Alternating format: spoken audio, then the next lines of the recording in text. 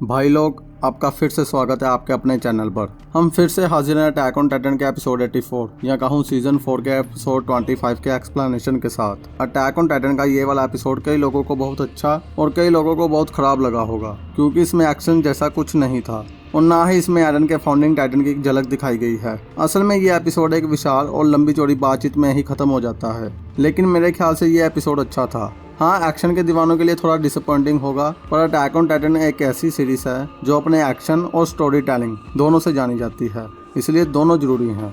भाई लोग, वीडियो बनाने में मेहनत लगती है और बदले में आपसे कुछ ज़्यादा नहीं पर थोड़ा सपोर्ट दिखाया करो। आपके सपोर्ट दिखाने से अच्छा लगता है, जिससे और अच्छा कंटेंट बनाने की इंस्पिरेशन मिलती है। सो अगर वीडियो अच्छी लगी हो तो ही सब्सक्राइब मारो और वीडियो को लाइक भी मारो। खैर, फिर से वीडियो की ओर बढ़ते हैं। एपिसोड की शुरुआत में हमें दिखाया जाता है जीन का सपना, जो वो जागते हुए देखता होता है। जीन सपने में देखता है कि वो सैंडर डिस्ट्रिक्ट में एक आलीशान घर की बालकनी में ब्रांडेड वाइन पी रहा होता है और उसकी वाइफ जो मिकासा होती है उन दोनों के बच्चे से खेल रही होती है।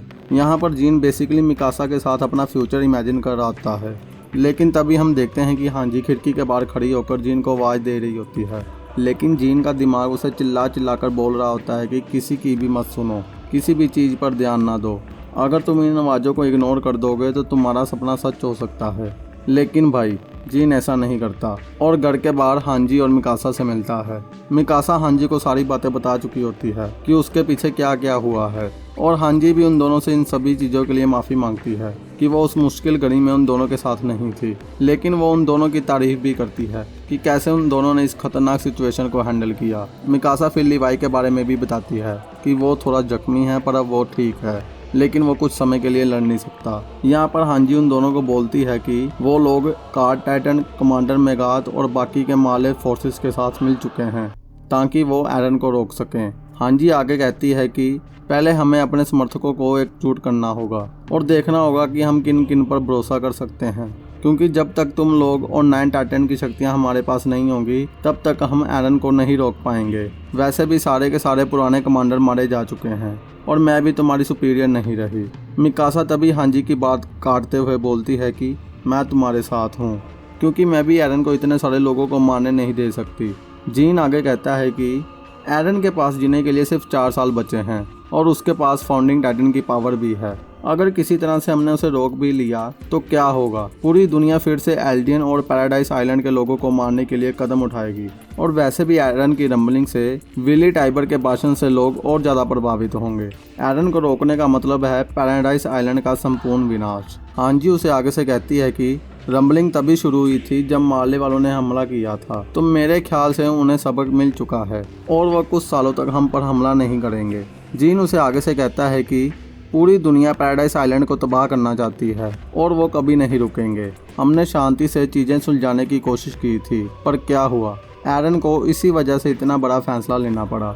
हांजी ये सुनकर थोड़ा चिढ़ जाती है और वो कहती है कि पूरी दुनिया का नरसंहार कोई रास्ता नहीं है और ये सब करने की कोई ज़रूरत नहीं थी। माना कि एरन के पास इसके अलावा कोई रास्ता नहीं था और मैं भी इन सब से दूर चली जाना चाहती थी, लेकिन मैं अभी भी सर्वे कॉर्प्स की कमांडर हूँ। मुझसे पहले के कमांडर और मेरे कई साथियों ने कसम खाई थी कि वो मानवता की आज़ादी के लिए लड़ेंगे और मुझे ऐसा महसूस हो रहा है कि वो सभी मेरी ओर देख रहे हैं। उनमें से कई लोग मारे जा चुके हैं जिनको ये कभी नहीं पता चला कि दीवारों के बाहर भी इंसान रहते हैं। वो लोग इंसानियत के खातिर लड़ते लड़ते मारे गए। वो कभी नहीं चाहेंगे कि आइलैंड को बचाने के लिए पूरी मानव जाति का बलिदान दे दिया जाए। इसीलिए हमारे पास यही एक मौका है, साथ मिलकर इस महान नरसंहार को रोकने का।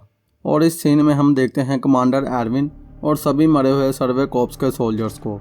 ये सीन मुझे थोड़ा इमोशनल लगा। जीन यहाँ पर मार्को को भी देखता है और उसे भी महसूस होता है कि हांजी से ही बोल रही है। सर्वे कॉर्प्स हमेशा ह्यूमैनिटी के लिए लड़े हैं। सीन शिफ्ट होता है, हम आ जाते हैं प्रेजेंट में। सभी फॉरेस्ट में इकट्ठे बैठे होते हैं और हांजी सबके लिए आलूओं से कोई डिश बना रही होती है। कमांडर मेगाथ हांजी से कहता है कि हम इतने सालों से एक दूसरे को मार रहे हैं और अब तुम क्या चाहती हो, हम साथ में बैठकर खाना खाएं। कमांडर मेगाथ आगे कहता है कि मैं जानना चाहता हूं कि तुम लोग क्या सोच रहे हो। अगर तुम एरन यागर को उसका काम करने दो तो तुम्हारा काम आसान हो जाएगा। तुम लोग पूरी दुनिया पर राज करोगे, इसमें तो तुम्हारा ही फायदा है। पूरी दुनिया तुम्हारे कब्जे में होगी, एक स्वर्ग जो तुम डेविल्स के लिए होगा। कमांडर मेगाथ आगे कहता है हम जीक और एरन को रोकने में कामयाब होने वाले थे, मगर तुम लोग आ गए। तुमने ही एरन की रमलिंग चालू करने में मदद की है। हांजी कमांडर मेगाथ को टोकते हुए बोलती है कि जैसा कि मैंने आपसे पहले ही कहा है जनरल, हम दुनिया का महान नरसंहार नहीं चाहते।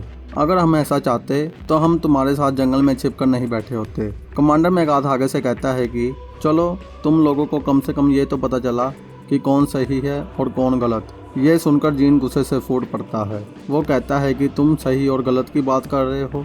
क्या तुम ये कहना चाहते हो कि हम बुरे लोग हैं, जो इतने सालों से तुम्हारे द्वारा भेजे गए टाइटन से इतनी जी जान से इसलिए लड़े कि कहीं वो हमें जिंदा ना खा लें, और तुम हमें डेविल कह रहे हो? तुम बुड्ढे खुसट कहीं के। कमांडर मेगाथ आगे से कहता है कि देखो, तुम लोग तो मुझे डेविल ही लगते हो। हम लोग जिस चीज़ से सबसे ज़्यादा डरते थे, आज वो सच हो चुकी है और जिससे पूरी दुनिया ख़त्म हो जाएगी, और ये सब तुम लोगों की मेहरबानी है। जिन कमांडर मेगाथ को आगे से कहता है कि अगर एरन ने उस दिन अपनी माँ को खाते हुए नहीं देखा होता तो आज वो ये सब नहीं करता। कमांडर मेगाथ जिन से कहता है कि अब तुम मुझे हिस्ट्री बताओगे। 2000 साल पहले तुम एल्डियंस ने हम मारले वालों पर जुल्म किए थे और हमें तबाह कर दिया था। जीन आगे से कहता है कि कब तक तुम लोग 2000 साल पुरानी बातें लेकर बैठे रहोगे। और हम देखते हैं कि ये दोनों आपस में बहस करना शुरू हो जाते हैं और सब लोग बस चुपचाप इनको देख रहे होते हैं। हांजी इन दोनों से कहती है कि तुम लोग चुप भी हो जाओ यार। तुम लोग 2000 साल पुरानी बात कर रहे हो जब तुम दोनों जिंदा भी नहीं थे। अब तुम लोग मुझे बोर कर रहे हो। हांजी आगे जीन से कहती है कि कमांडर मेगाथ असल में ये सोचकर परेशान है कि ये डेविल्स अपने पैराडाइज को बचाने की बजाय हम मारले वालों का साथ क्यों दे रहे हैं। पर हम लोग कुछ महीनों के लिए बाहर की दुनिया में रहे हैं और हम जानते हैं कि बाहर की दुनिया के लोग भी हम जैसे ही हैं। तभी एनी इन सब से पूछती है कि अगर ज़रूरत पड़ेगी तो क्या तुम एरन को मार सकते हो। मिकासा आगे से कहती है कि एरन को मारना ही इकलौता रास्ता नहीं है। एनी आगे से कहती है कि मुझे पहले ही पता था तुम कुछ ऐसा ही बोलोगी। तो तुम लोग क्या करोगे? उसे बातों से मनाओगे? क्या तुम लोगों को लगता है कि ऐसा बंदा जो पूरी दुनिया को मारने की हिम्मत रखता हो वो तुम्हारी बातों से मान जाएगा? आर्मीन आगे से कहता है कि मुझे नहीं पता, जब तक हम एरन से बात नहीं कर लेते मैं कुछ नहीं कह सकता। एनी आगे से कहती है कि मान लो अगर तुम एरन से बात कर लेते हो और वो तुम्हारी बात मानने से इनकार कर देता है तो तुम लोग क्या करोगे? क्या तुम लोग ये नहीं सोच पा रहे कि एरन अब तुम्हारा दुश्मन है? जब हम मार्लिन सैनन को मारने के लिए आगे बढ़ेंगे तो तुम लोग उसे बचाने के लिए बीच में आकर खड़े हो जाओगे, क्यों है ना मिकासा? एनी मिकासा से आगे कहती है कि मुझे पक्का यकीन है कि तुमने अपनी पूरी जिंदगी में एरन से अधिक किसी भी चीज को महत्व नहीं दिया होगा। ये सुनकर मिकासा को गुस्सा आ जाता है और वो एनी पर हमला करने के लिए तैयार हो जाती है और उधर एनी भी अपनी रिंग निकालकर तैयार हो जाती है। लेकिन कुछ समय बाद सब शांत हो जाता है। एनी अपना हाथ आगे करती है और वो मिकासा को रोकती है और वो मिकासा से कहती है कि मैं समझ सकती हूँ तुम कैसा महसूस कर रही हो, पर आइलैंड के बाहर मेरे पिता हैं जिन्हें मैं बचाना चाहती हूँ, इसलिए मैं तुम सबसे मदद मांगती हूँ। अगर एरन तुम्हारी बात मान जाता है तो बहुत अच्छा है, कम से कम हमें तब तक लड़ना नहीं चाहिए। यह सुनकर मिकासा भी मान जाती है। उधर हांजी आलूओं से अपना भाजी तला बना चुकी होती है और सबको मिलकर खाने के लिए बुलाती है। हम देखते हैं कि घोड़ों को भी खिलाया पिलाया जा रहा है और आराम भी कराया जा रहा है। सुबह होने पर ये लोग फुल स्पीड से हार्बर की ओर बढ़ेंगे जहाँ पर समुद्री जहाज खड़े होते हैं और वहाँ पहुँचने के लिए इन लोगों को 5 घंटे लगेंगे। हार्बर पर एक ऐसी बोट है जो उड़ सकती है जिसे मिस क्योमी द्वारा रम्बलिंग को ऊपर से देखने के लिए बनाया गया था, जिसका इस्तेमाल करके ये फाउंडिंग टाइटन को ढूंढेंगे। यही हांजी कहती है कि हम एरन को ढूंढेंगे कैसे, क्योंकि अगर हम ऐसे ही हवा में उड़ते रहे तो हमारा फ्यूल खत्म हो जाएगा। तो कमांडर मेगाथ कहता है कि इसी वजह से तो हमने येलिना को पकड़ रखा है, ये हमें बताएगी कि एरन कहाँ जा रहा है। येलिना आगे से कहती है कि मैं तुम लोगों को क्यों बताऊं। कमांडर मेगाथ कहता है कि ये लोग तो कभी पैराडाइज आइलैंड के बाहर गए नहीं हैं, तो किसी ने तो फाउंडर टाइटन को मारने का रास्ता दिखाया होगा। लेकिन येलिना फिर भी उनकी मदद नहीं करना चाहती। तो कोनी येलिना से कहता है कि क्या तुम अपने होमलैंड को नहीं बचाना चाहती। कमांडर मेगाथ कहता है कि इसको कोई फ़र्क नहीं पड़ता क्योंकि ये हम में से एक मार्लियन है। पीक येलिना से कहती है कि तुमने सच में हम लोगों को लिबेरियो में बेवकूफ़ बना दिया था, जिसके बाद हमने तुम्हारे बारे में कुछ रिसर्च की और तुम्हारा कच्चा चिट्ठा निकाला। तुम एक नॉर्मल मार्लियन फैमिली में पैदा हुई थी, लेकिन तुमने ऐसा दिखाया कि तुम एक छोटे से देश की रहने वाली हो जिस पर मार्ले ने कब्जा करके रखा है और ये तभी हुआ जब तुम जीक से मिली थी और उसके बाद तुमने अपनी एक प्यारी सी परियों जैसी कहानी बना ली जिसमें तुम और कैसे एक रॉयल ब्लड वाला प्रिंस मिलकर दुनिया को बचाएंगे। जेलिना आगे से पीक के फेस पर हाथ रखकर बोलती है कि दुनिया को बचाएंगे? क्या बात बोली है तुमने, क्या इससे बेहतर शब्द नहीं मिले तुम्हें? जेलिना आगे कहती है कि तुम लोगों को क्या लगता है कि तुम लोग जाओगे और लाखों करोड़ों लोगों को बचा लोगे, जिससे उन सभी गलतियों को भुला पाओगे जो तुम लोग पहले ही कर चुके हो? जेलिना आगे कहती है कि चलो तुम लोगों के भी कच्चे चिट्ठे निकाले जाएं कि तुम लोग कितने दूध के दूल्हे हो। सबसे पहले बात करते हैं राइनर की। जब तुमने उस दिन दीवार तोड़ी थी तो तुम्हें पता है कि उस दिन कितने एल्डियंस मारे गए थे? और एनी लोएनहार्ट, मैंने सुना है कि तुमने सर्वे कॉर्प्स के कितने सारे सोल्जर्स बेदर्दी से मार डाले थे। और स्टोहैस डिस्ट्रिक्ट में जो तुमने तबाही मचाई थी वो अलग। और हम बात करें पैराडाइज के सोल्जर्स की तो वो भी किसी से कम नहीं हैं। दिखने में सीधे साधे लगने वाले आर्मिन ने भी पूरे मिलिट्री पोर्ट को उड़ा दिया था जिसमें कई मासूम सिविलियन भी मारे गए थे। और लिबेरियो में जो कारनामे तुम सबने किए हैं उसकी बात ही छोड़ दो। जीन ने तो कार टाइटन को हराने के लिए फाल्को जैसे बच्चे पर थंडर स्पीयर चला दी थी और गाबी ने साशा जैसी एक अच्छी लड़की को गोली मार दी थी जिसका तो मुझे भी दुख है। जीन आगे से कहता है कि अच्छा, अब तुम हमारा सच से सामना करवा रही हो। जेलिना आगे से कहती है कि वो तुम्हारे दोस्त का क्या नाम था जीन? हाँ, शायद मार्को। उसका नाम सुनते ही सभी के होश उड़ जाते हैं, खासकर राइनर और एनी की हवाइयाँ उड़ जाती हैं। जेलिना आगे कहती है कि तुमने कहा था कि एनी उसकी मौत का कारण थी। क्या तुमने कभी एनी से पूछा उसकी मौत कैसे हुई थी? एनी आगे से कहती है कि मैंने मार्को का ओडियम निकाल लिया था। तो राइनर उसी वक्त सारा इल्ज़ाम अपने सिर पर ले लेता है। राइनर कहता है कि एनी ने मेरे कहने पर ही मार्को का ओडियम गियर निकाला था क्योंकि उसने मेरे और बेरहोल्ड की बातें सुन ली थी, तो उसे चुप करवाने के लिए हमने उसे टाइटन को खिला दिया। जीन राइनर से पूछता है कि क्या उसके कोई आखिरी शब्द थे? तो राइनर कहता है कि हाँ, वो कह रहा था कि तुमने अभी बैठकर बात नहीं की, हम सब बैठकर शांति से बात कर सकते हैं। और इस बात से सबको एहसास होता है कि आज तक इन सब ने कभी बैठकर शांति से बात ही नहीं की, बस एक दूसरे के खून के प्यासे बने रहे। राइनर आगे कंटिन्यू करता है। वो कहता है कि जब मार्को को टाइटन ने खाया तो मुझे टाइटन पर गुस्सा आ गया और मैंने उसे मार दिया।